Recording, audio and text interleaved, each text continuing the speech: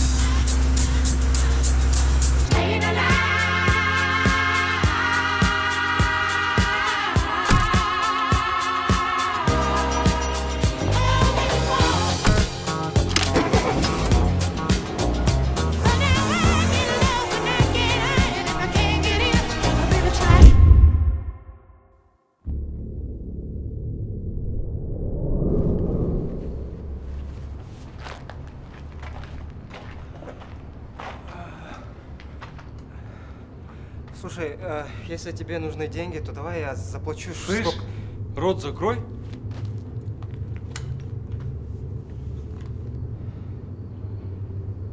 Твои обзоры? Да. Обзор на фильм «Худолар». Ты вообще кто нахрен такой?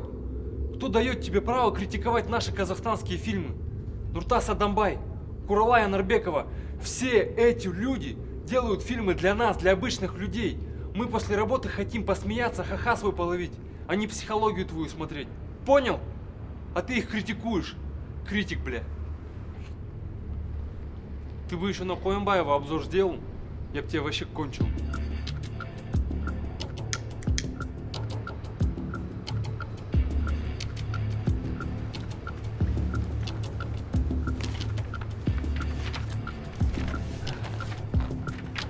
Сценарий обзора «Бизнес по-казахски в Корее».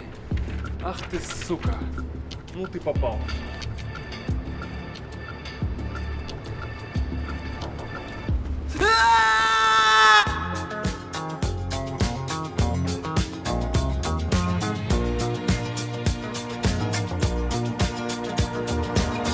У нас маленькая задача настроение дать людям.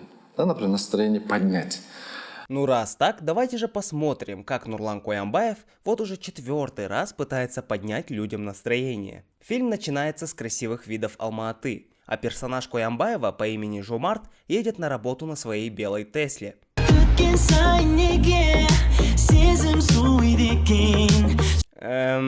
Он сидит на заднем сидении, а машиной управляет автопилот.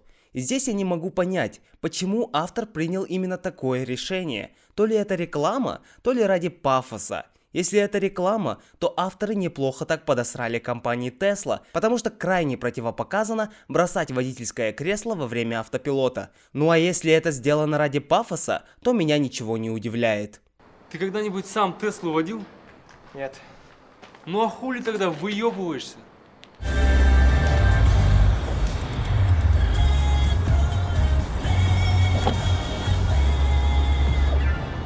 Автопилот қой. Боже, какая же жуткая графика. А в следующей сцене еще хуже. Насколько я знаю, франшиза «Бизнес по-казахски» очень успешная по кассовым сборам. По данным сайта Capital KZ, первые 3 части принесли авторам больше 1 миллиарда 600 миллионов тенге. Ну а кассовые сборы последней части франшизы составляют больше 1 миллиарда тенге. И при таком, заработке так плохо пользоваться хромакеем? Вы что, серьезно? Вот объясни мне, нахрена ты копаешься в чужом кармане? Что-то там про деньги говоришь. Какая тебе разница, кто сколько зарабатывает? Сенің зарплатаң қанша осы? Мен Салина Овчинның баласымын ғой. Тем более тегін істеп жүрмін. У реально существующего бизнесмена водитель нанят через кумовство, да и работает бесплатно.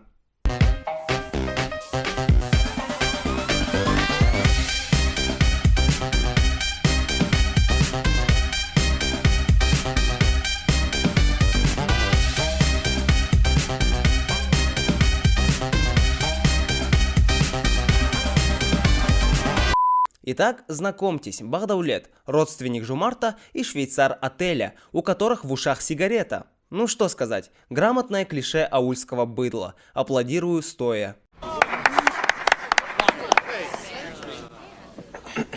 Далее Жумарт встречает свою жену Айсулу. Тигр.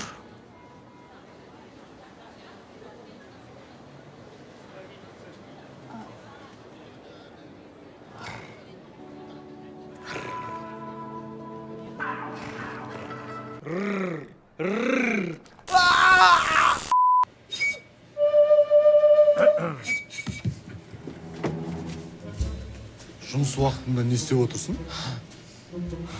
У тебя же ответственная работа. Будь посерьезнее. Ну-ка, увеличь вот это.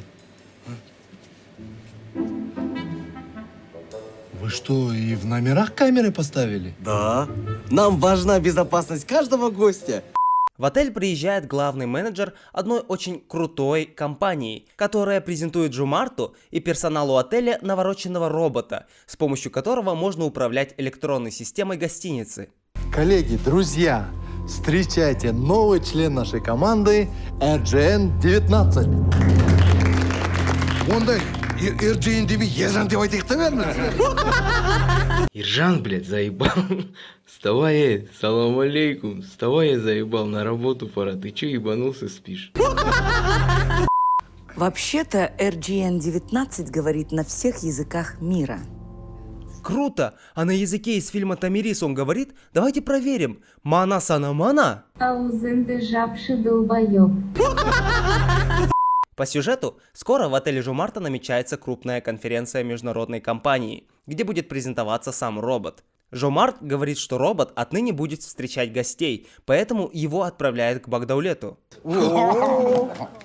Блин, как же этот робот плохо выглядит для фильма с бюджетом больше 400 тысяч долларов. Да поставьте какой-нибудь новомодный процессор и выдайте его за робота, так будет менее глупее. Ну а потом меня осенило. Я увидел логотип аниматорской компании. Этот робот – аниматорский костюм, и его зовут Нукося от компании Бюро Глаз. Все нормально.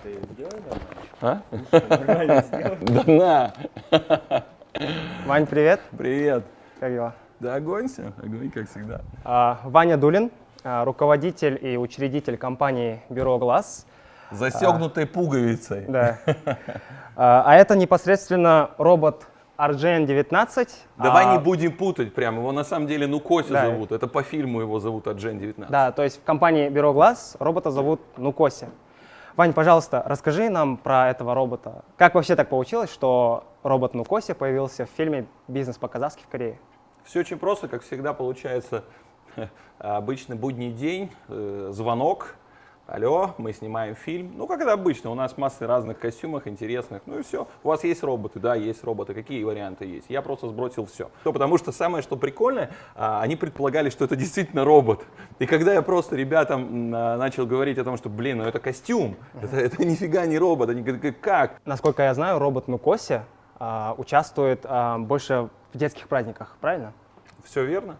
У нас есть очень большой крупный ивент, который называется Академия детских праздников, kzakids.kz, ну, где вы можете заказать его, их, других персонажей и прочие иные костюмы. На самом деле мы максимально круто к этому подходим, так сказать, по-московски, со вкусом. Как я вообще понял, что нужно выйти на тебя? В фильме я заметил логотип, который вообще не замазывался, никто этот логотип не убирал. Когда я увидел вот эти две буквы, Бюро Глаз, я понял, что нужно обратиться к тебе. Скажи, пожалуйста, была ли у вас договоренность по продукт-плейсменту и хотел ли ты непосредственно, чтобы этот логотип был в самом фильме? Этот нюанс не оговаривали в принципе. Поэтому все логотипы, которые были нанесены и в данный момент присутствуют на данном костюме, мы не убирали. То есть я такой подумал, что если этот костюм прибудет в Алмату, если мой человек-актер будет в нем работать, и если в какой-то момент возникнет желание убрать эти логотипы, я, конечно, их сотру. Ну и потом заново просто нанесу, это не проблема. Ну просто, что меня удивило, когда я увидел буквально недавно фильм, я увидел, что робот как был покрыт просто от А до Я, от ног до головы логотипами, так он и был. Они даже просто не замазали, просто бюро Glass Events. Мы работаем 9 лет на рынке, ну просто засерчи, загугли бюро Glass, и мы полноценная организация взрослых детских праздников. Ну как это просто не заметить, я не знаю. По сути, они сделали тебе бесплатную рекламу. 100%. Как ты думаешь, какая главная причина того, что робота никоим образом не показывали после фильма? Я думаю, он бы вызвал массу негатива, если бы люди все-таки узнали, что это костюм, и поэтому премьеры, моей премьеры там и не состоялось. А это костюм. Вань, мы можем посмотреть на аниматора? Конечно, на актера? Да, на актера. Не, а давай у него спросим, RG, что там? RGN-19. RGN-19. Понравился ли тебе фильм «Бизнес по-казахски»? Сейчас откроем. Лицо. Понравился ли тебе фильм, либо ты вообще еще не смотрел? Я еще не смотрел. Вот, спасибо большое. Это редкий случай, когда... Подожди, я тебе петличку ближе поднесу. Это редкий случай, когда можно высказаться в камеру и сказать, я не смотрел еще фильм про этот костюм, но тем не менее сегодня вечером, наверное, будет чем заняться. Здорово. Давайте сделаем небольшую бесплатную рекламу для «Бизнес по-казахски». Смотрите «Бизнес по-казахски» на ютубе. Корей! Бюджет фильма $440 тысяч, а сборы больше миллиарда тенге. Вы, издеваетесь? Ну нельзя настолько наплевательски подойти к работе. Конечно, я понимаю, что я смотрю комедийный фильм, но вы хотя бы постарайтесь сделать все профессионально, иначе это выглядит как одна большая халтура. Ну вот они профессионалы же. Когда человек говорит, что он снимает правильное кино, и когда на нас смотрят, это уже сразу мы типа ниже, мы неправильные. И ведь правильно делают, потому что никакого желания у авторов создать правильное кино ни в сюжете, ни в юморе и даже не в деталях реквизита. Пиздец. Нашел до чего доебываться. Тебе вообще, сука, наказать надо. Подожди, успокойся. Подожди.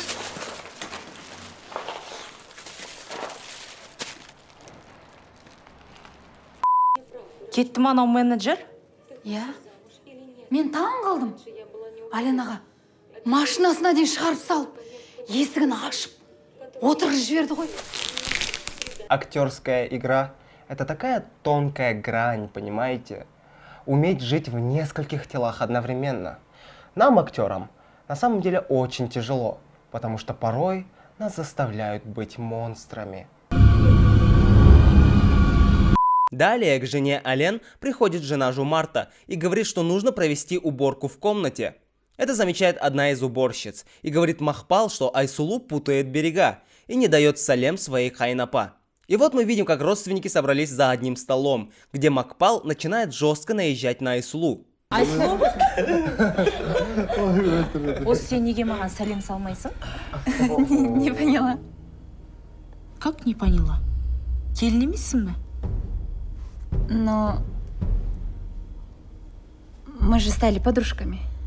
И вот таким образом авторы создают один из немногих сюжетных линий этого фильма.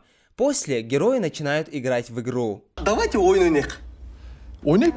Я вам скажу 3 слова, а вы должны отгадать, что их объединяет. Я такие игры люблю, давай. Внимание, внимание. Димаш Кудайберген, Бурак Озчивит, Брэд Питт. Я знаю. Как, уже? Все они красивые, значит, красота. Нет. Только Димаш? Может, талант? Жоқ, холодно, Алина. Нет. Я знаю. Богатство. Потому что артистерды гонорар... Неправильно. Как неправильно? Подожди. Правильный ответ будет: все они люди. Давайте я тоже хочу играть. Тусхандар, келіншек, домбыра. Беташа, сәлем салу, Айсулу.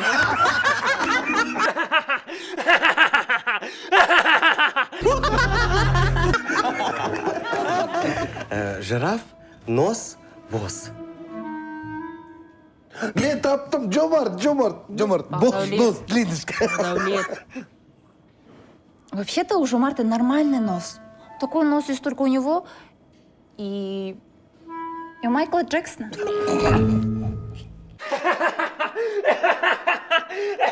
Блять, хватит! Хватит смеяться над мертвым, придурок! Прояви хоть какое-то уважение! К слову, хочется добавить, что этой фразой авторы делают отсылку на знаменитую фразу из сериала «Бригада». Такая только у меня и у Майкла Джексона.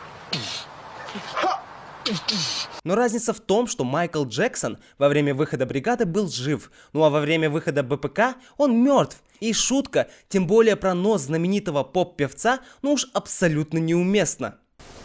У них нет мозга. На следующий день начинается самая тупая сцена за всю историю казахского кинематографа. Багдавлет начинает быковать на робота за то, что он сказал: Вы не авторизованный пользователь. Кто не авторизованный? Я не авторизованный. Это, знаешь, в этой гостинице самый авторизованный я.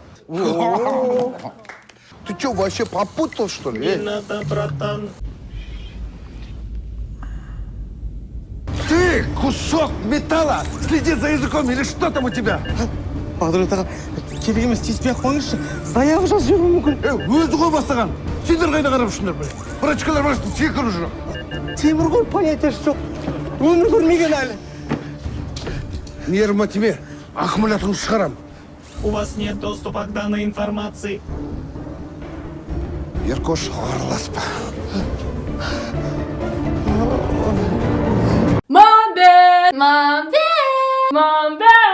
Выставляя Багдавлета неоттесанным болваном и человеком с низким уровнем образования, авторы намереваются рассмешить зрителя. Но на самом деле это абсолютно не смешно, бездарно и глупо. Дело в том, что по отношению к Багдавлету не нужно писать шутки. Нужно просто взять примеры поведения из жизни обычного аульского быдла, что, собственно, и сделали авторы. А вы говорите о том продукте, где нету смеха. Это не смех, это ржачка. Это ржачка. Там юмор. Это не смех, это какой-то вообще низкопробный, пустой, совершенно идиотский, легкомысленный ржак. Ален сообщает Жомарту, что вся техника по отелю перестала работать, а позже Жомарт узнает, что Багдавлет разобрал на детали робота. Багдавлет, сен бар ғой? Таза! Таза!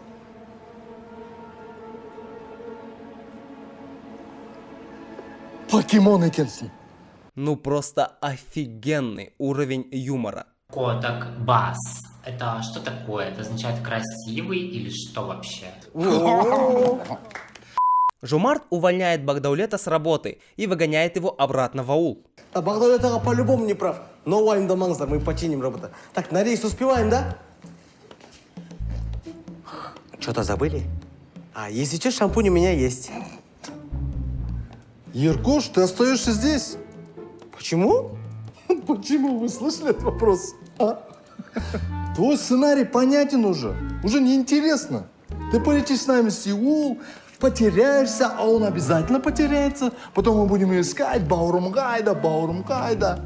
Боже, авторам настолько насрать на зрителя, что они в открытую говорят, что ничего не поменяли. И у фильма остался тот же сюжет, что было в двух предыдущих частях. Забегая вперед, скажу, что Еркош все-таки потеряется в Корее, а Жомарт начнет его искать, как это было в Америке и как это было в Африке.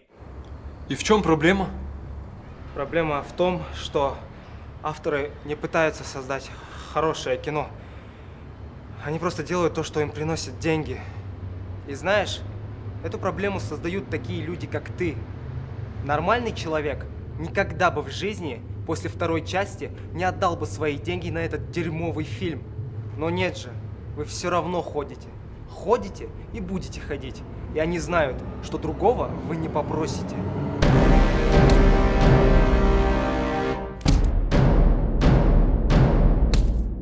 И тут пришел какой-то цыганский табор веселый с медведями, да? И начинают там бить барабаны, веселить народ.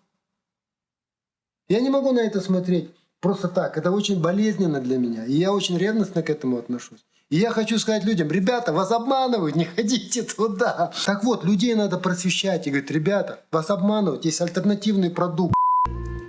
Ален, не делай этого. Прошу тебя. Если сейчас проявишь слабость, а слабость это плохо, то всю жизнь ей будешь подчиняться. Представляешь? Всю жизнь! Есть плохие фильмы, где персонаж никак не развивается во время всего повествования, а есть дерьмовые франшизы, где персонаж не развивается во всех 4 фильмах к ряду. Этот лейтмотив, где Ален показан подкаблучником, мы уже видели миллион раз, но все равно авторам хватило наглости этот же мотив добавить и в 4-м фильме. Да они меня убить хотят.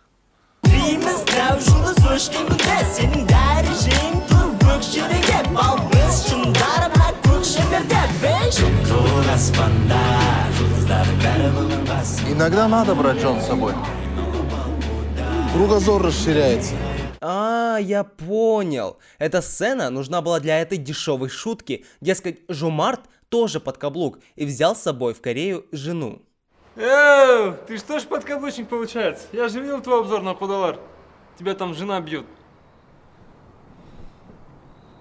Герой знакомится с давним другом Алена, который будет помогать восстанавливать робота. Жены будут отрабатывать договоренность по продукт-плейсменту, а зритель получит длинную сцену, созданную только ради того, чтобы высвечивать карточку банка. Боже, намного приятнее смотреть рекламу скайпа.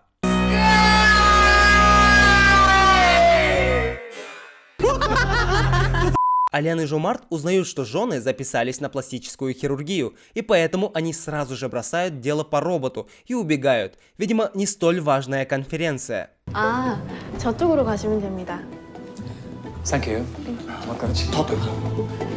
Что? Тоттенхэм? К чему это было сказано? Кажется, он имел в виду профессионального южнокорейского футболиста Сон Хэн Мина, который играет в лондонском клубе Тоттенхэм. Дорогие авторы, вы уверены, что ваши шутки поймут зрители? Или, например, вот эта сцена. Жан. Гондон ты, Жан. Она ерніңді шприцпен высасывать етем бар. Жан, бір күнде кетіп қалады ғой. Неше күнде? Бір күнде кетпейді ол.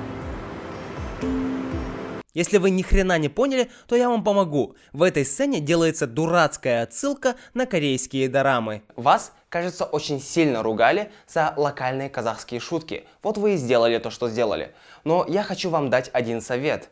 Юмор должен быть понятным для всех, а не только для тех, кто в теме. Далее мы возвращаемся в Алма-Аты, где Багдавлет, не выполнив поручение Жомарта уехать с отеля, начинает кадрить менеджера того самого робота. Очень приятно.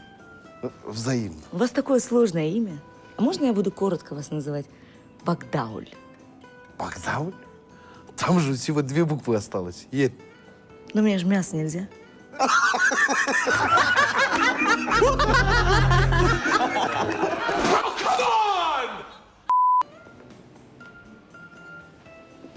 Ой, бәрекелді. Бағдарлет аға молодец. Робот сындырып еді, енді есінде сындырып алыпты ғой. Я вот смотрю в зеркало и не могу понять, кто я. Я мужчина или я женщина? Понимаете, я актер, поэтому я могу быть кем угодно.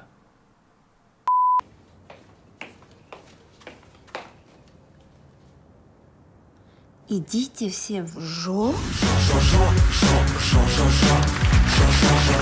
Жены думают, что Жомарта похитили и сразу же бьют тревогу. Дело подхватывает казахстанская пресса, и таким образом информация доходит до Эркоша, который что делает? Ну, давайте попробуйте угадать. Правильно, он решает улететь в Корею за Жомартом. Жан, ты где был? Я ж тебе написал. Оказывается, что ничего плохого не случилось, и Жомарт находится, после чего мы видим, как друг Алена приглашает героев к себе домой. Папа Виктора коренной казахстанец и все свое детство провел в ауле.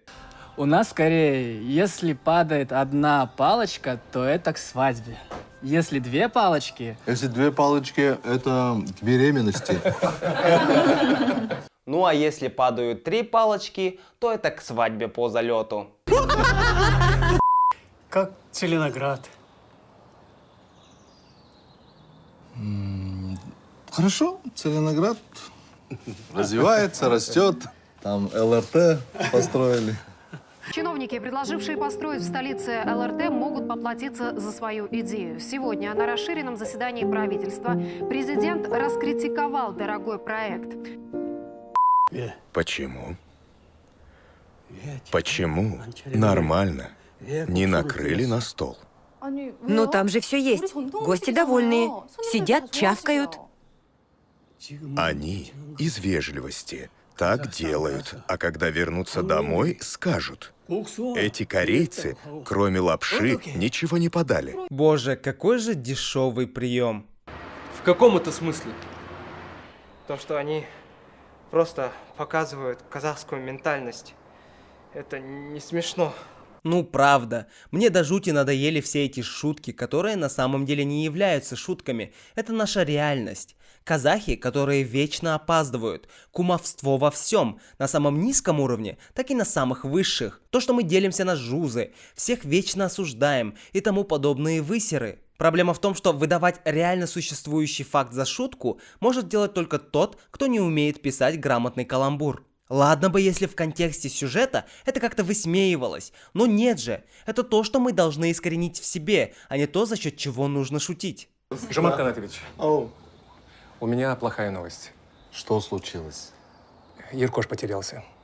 Где потерялся? В Алмате? В Меге? Он в Корее. Корее? В Сеуле? Вы не поняли, он в Северной Корее.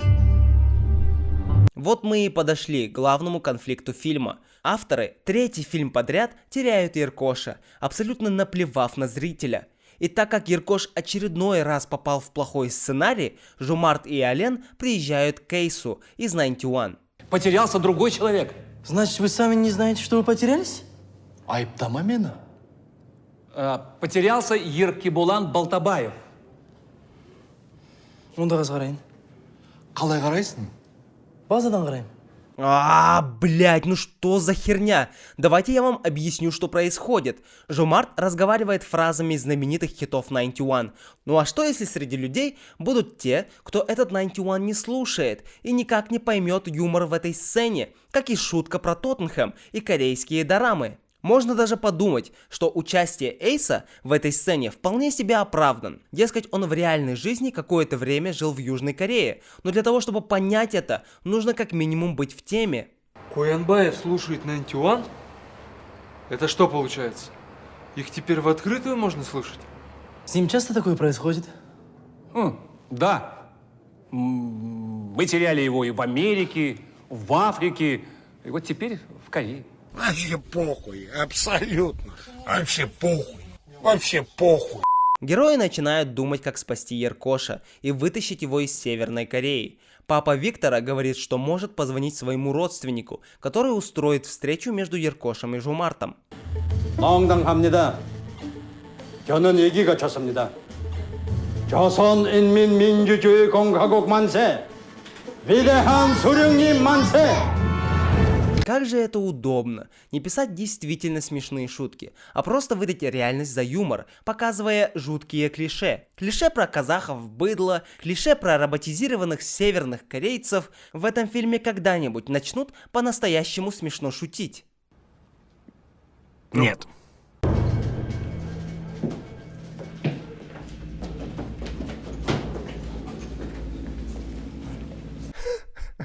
Еркош выглядит как руководитель Северной Кореи Ким Чен Ын. Ну просто браво, сценаристы. А как-нибудь оправдано это решение в контексте сюжета? Ну конечно же нет. Еркош выглядит как корейский диктатор, просто не с хуя. Ему нужны деньги. Еркошу нужны деньги. Военные требуют выкуп. Вряд ли. Деньги их не интересуют. Деньги всех интересуют.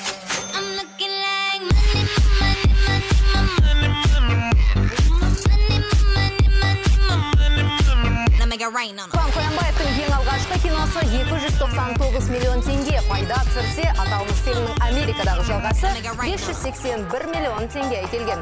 Далее Еркош говорит Жомарту и Алену, что его нужно искать у берега реки, между двумя странами. Ален абсолютно в ясную погоду, без единой тучки, ходит с зонтом в руках. Герои встречают необычного странника, который по рассказу отца Виктора является рыбаком, и солдаты двух стран его не трогают. Дело в том, что отец странника живет в Южной Корее, а мама в Северной. В Все об этом знают, и поэтому он легко пересекает границу между странами. Ну, что сказать, некоторым людям везет намного меньше.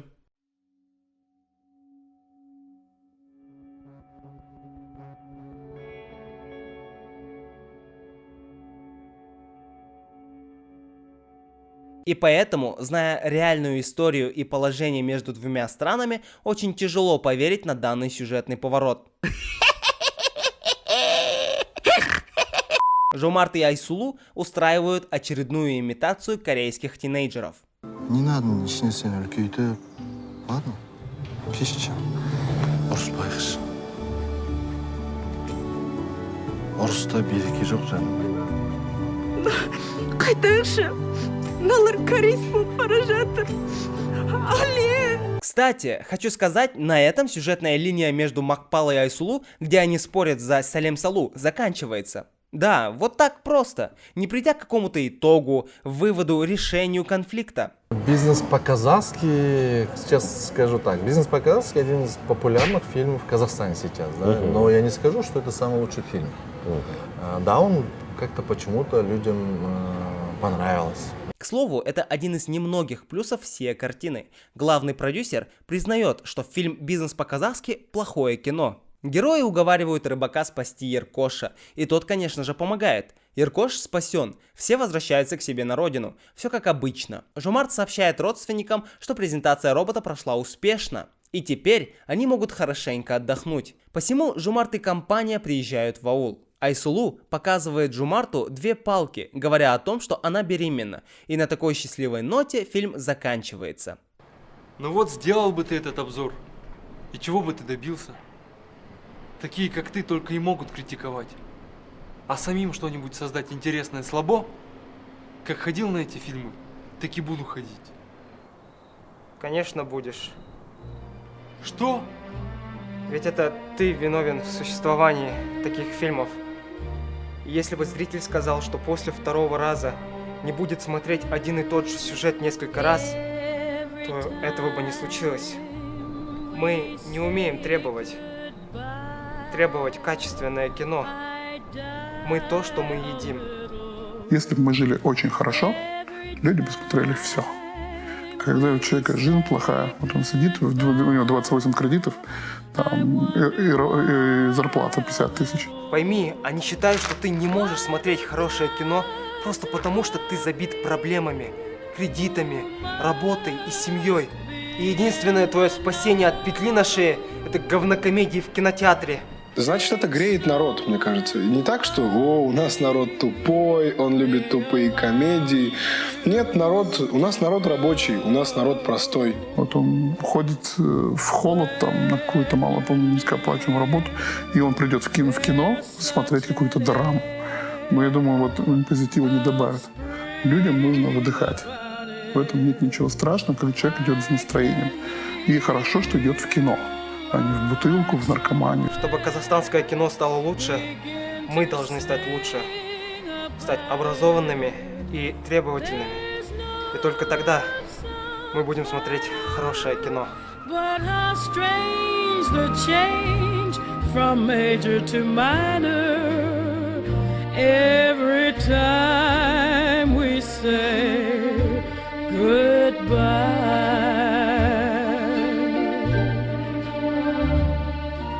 И самое последнее, что хочу сказать. Единственный плюс франшизы «Бизнес по-казахски» в том, что он снят за личные деньги продюсера и спонсоров. К сожалению, в казахстанском кино, как и везде, все упирается в деньги. Фильмы с правильными ценностями не создаются просто потому, что люди за это не получат свою прибыль. С одной стороны, можно понять логику, с другой, очень ясно наблюдается деградация киноискусства в нашей стране. Как я и говорил ранее, единственное решение – это мы. Нам нужно научиться требовать у людей, у которых реально есть возможность создавать кино, показывать нам только правильные фильмы с правильными месседжами, даже если это комедия. Меня, как зрителя, очень сильно оскорбляет мнение, что я не могу смотреть серьезное кино, просто потому что на моей шее очень много проблем. Будьте образованнее, господа, и только тогда в нашей стране станет хорошим не только кино. До новых встреч! Every time we say goodbye.